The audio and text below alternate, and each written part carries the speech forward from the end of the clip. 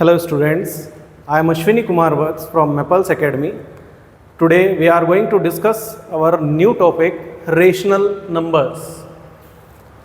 तो rational numbers जानने से पहले हमें थोड़ा पिछली क्लासेस में जो हमने पढ़ा है नंबर्स के बारे में उसको भी जान लेते हैं। हमने पढ़े नेचुरल नंबर्स। तो नेचुरल नंबर्स क्या होते हैं? The counting numbers are called natural numbers. तो काउंटिंग नंबर्स हैं, हमारी काउंटिंग स्टार्ट होती है 1 2 3 4 5 6 7 8 9 एंड सो ऑन। तो इस तरह से जो काउंटिंग हम करते हैं वही कहलाते हैं counting numbers. So 1 2 3 4 5 6 7 8 9 and so on are known as natural numbers. इन नेचुरल नंबर्स के साथ में अगर हम जीरो को और शामिल कर दें तब यही बन जाते हैं वोल नंबर्स। तो हमारे वोल नंबर्स हो गए 0 1 2 3 4 एंड सो ऑन। इसके बाद आते हैं इंटीजर्स। तो इंटीजर्स में क्या है, यही वोल नंबर्स हम लें और साथ ही साथ ये जो नेचुरल नंबर्स हमने लिखे थे इनका अगर नेगेटिव और शामिल कर लिया जाए तो ये नेगेटिव हो जाएगा आपका -1 -2 -3 -4 एंड सो ऑन। तो इस तरह से ये जो कॉम्बिनेशन बना whole numbers and negative of natural numbers का, यही कहलाता है इंटीजर्स। सो आई होप आपको इंटीजर्स क्लियर हो गया होगा। नाउ अब आ जाते हैं अपने रेशनल नंबर्स पर। रेशनल नंबर्स क्या होते हैं? तो rational numbers are the numbers which can be expressed in the form p upon q, where q is not equals p and q are integers and q is not equals to 0। इसको एक बार अच्छे से समझ लेते हैं, कहना क्या चाह रहा है यहाँ पर डेफिनेशन में कि जो p और q हमने अभी पढ़े कि p अपॉन q की फॉर्म में हम नंबर्स को एक्सप्रेस करते हैं। तो p और q हमारे इंटीजर्स हैं। इंटीजर्स को हमने अभी अभी समझा कि ये सब के सब जो नंबर्स हमने पढ़े थे ये सारे के सारे इंटीजर्स हैं। अब इंटीजर्स में हमें 0 भी मिलता है, तो क्या हम यहाँ q में 0 पुट कर सकते हैं? उसी के लिए एक नेसेसरी कंडीशन लगाई गई है यहाँ पर कि q is not equals to 0। q 0 नहीं होना चाहिए। नीचे की तरफ अगर यहाँ डेनोमिनेटर में 0 रख देते हैं तब ये नंबर अनडिफाइंड हो जाता है। तो इसलिए यहाँ पर ये नेसेसरी कंडीशन है कि ये q 0 नहीं होना चाहिए। So q is not equals to 0। अगर ये कंडीशन सेटिस्फाई हो जाती है देन कोई भी नंबर जब हम इस फॉर्म में रखते हैं p अपॉन q की, तो वही कहलाता है हमारा रेशनल नंबर्स। अब एग्जाम्पल्स हैं रेशनल नंबर्स के 2 upon 3 -5 upon 6 -12 upon -5 etcetera etcetera. And अब टाइप्स की बात कर लेते हैं। कितने टाइप्स के होते हैं रेशनल नंबर्स? तो रेशनल नंबर्स हमारे पॉजिटिव भी होते हैं, नेगेटिव भी होते हैं। पॉजिटिव रेशनल नंबर्स कौन से हैं?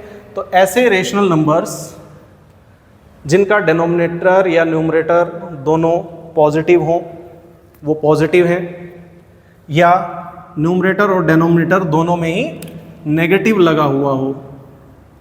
देख सकते हैं आप, माइनस माइनस से मल्टीप्लाई होकर प्लस हो जाएगा, तो ये 12/5 भी हमें पॉजिटिव ही मिलेगा। इसी तरह यहाँ पर ये 2/3 भी एक पॉजिटिव रेशनल नंबर है। अब बात करते हैं नेगेटिव रेशनल नंबर्स की। तो नेगेटिव रेशनल नंबर्स में आपको न्यूमरेटर या डिनोमिनेटर दोनों में से किसी एक में आपको नेगेटिव सिंबल लगा मिलेगा। तो नेगेटिव रेशनल नंबर्स ये वाले हो गए हमारे। अब बात कर लेते हैं इक्विवेलेंट रेशनल नंबर्स की। तो इक्विवेलेंट रेशनल नंबर्स क्या होते हैं? किसी भी रेशनल नंबर को अगर सेम नंबर से मल्टीप्लाई कर दें या डिवाइड करें तब हमें जो मिलता है वो कहलाता है रेशनल नंबर। एग्जाम्पल से समझ लेते हैं। ये हमारे पास में 8/12 एक रेशनल नंबर है, और जब हमने इसको न्यूमरेटर और डेनोमिनेटर में सेम नंबर से मल्टीप्लाई किया तो हमें जो नंबर मिला वो मिला 16/24, और ये एक रेशनल नंबर है। और साथ ही साथ ये इक्विवेलेंट रेशनल नंबर कहलाएगा 8/12 का। तो हम ये कह सकते हैं कि जो मल्टीप्लाई करके हमें नंबर मिला 16/24, ये 8/12 का इक्विवेलेंट रेशनल नंबर है। अब डिवाइड वाला देख लेते हैं। अगर हम सेम नंबर ले लिया हमने यहाँ पर रेशनल नंबर 8/12 है। अगर इसके न्यूमरेटर और डेनोमिनेटर दोनों में हमने सेम नंबर से डिवाइड किया है तो हमें मिला 2/3।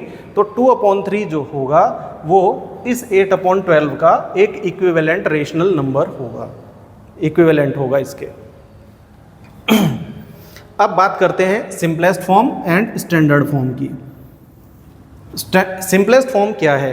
किसी भी रेशनल नंबर के न्यूमरेटर और डेनोमिनेटर को जब हम उन दोनों के HCF से डिवाइड करते हैं तो डिवाइड करने पे हमें ये जो फ्रैक्शन मिला, इन दोनों में न्यूमरेटर और डेनोमिनेटर दोनों का अगर कॉमन फैक्टर 1 के अलावा कोई और नहीं है तब ये कहलाती है सिंपलेस्ट फॉर्म। और अगर इस सिंपलेस्ट फॉर्म में अगर हम ये चेक करें कि अगर हमारा डेनोमिनेटर पॉजिटिव है तब ये कहलाती है स्टैंडर्ड फॉर्म।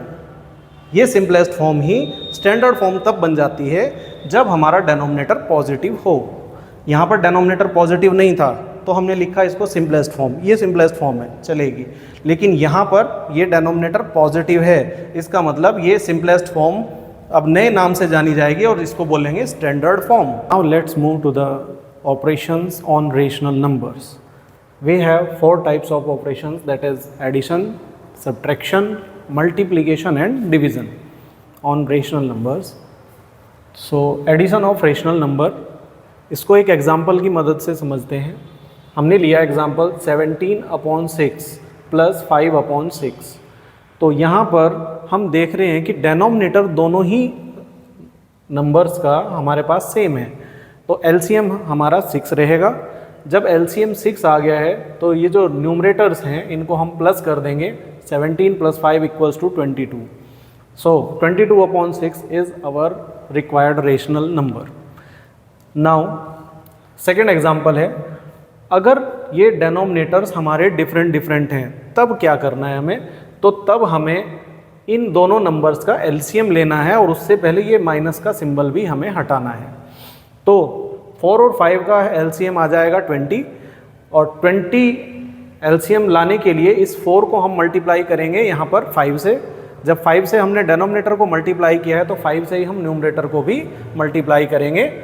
अब यहाँ पर जो -5 है इसको +20 बनाने के लिए -4 से मल्टीप्लाई करेंगे और जब -4 से हमने डेनोमिनेटर को मल्टीप्लाई किया है तो हम न्यूमरेटर को भी -4 से ही मल्टीप्लाई करेंगे। तो हमें क्या मिलता है? 13 5 जा 65 एंड 12 4 जा 48। ये माइनस सिंबल यहीं पे लग जाएगा। अब जब इस प्लस की और माइनस की आप जैसे ही मल्टीप्लाई करते हैं तो हमें माइनस मिलेगा। 65 - 48 = 17 एंड अपॉन 20। ये हमारा रेशनल नंबर्स का एडिशन था। इसी तरीके से बिल्कुल सिमिलर है सब्ट्रैक्शन, उसमें भी हमें यही काम करना है, हमें डेनोमिनेटर्स को सेम करना है और जब सेम हो जाएंगे फिर उनको हमें सब्ट्रैक्ट करना है। तो यहाँ हम वही काम कर रहे हैं।